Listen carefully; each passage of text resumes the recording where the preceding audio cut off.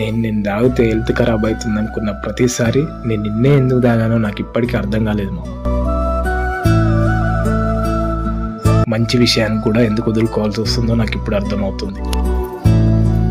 అవసరానికి ఆదుకుంటే దేవుడు అంటాం, అదే ఆరోగ్యాన్ని ఖరాబ్ చేస్తా అంటే విసిరిగొడతాం.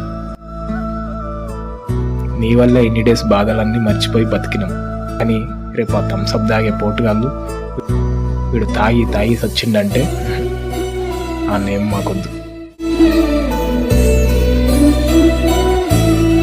నువ్వు మెడిసిన్లు అంటున్నావు మామ, మా కష్టాలలో ఇష్టంగా మా ఒంట్లో ఇమిడిపోయింది, కానీ దానికి కూడా ఎక్స్పైరీ డేట్ ఉంటుంది కదా. నేను చెప్పింది నీకు అర్థమైంది అనుకుంటా.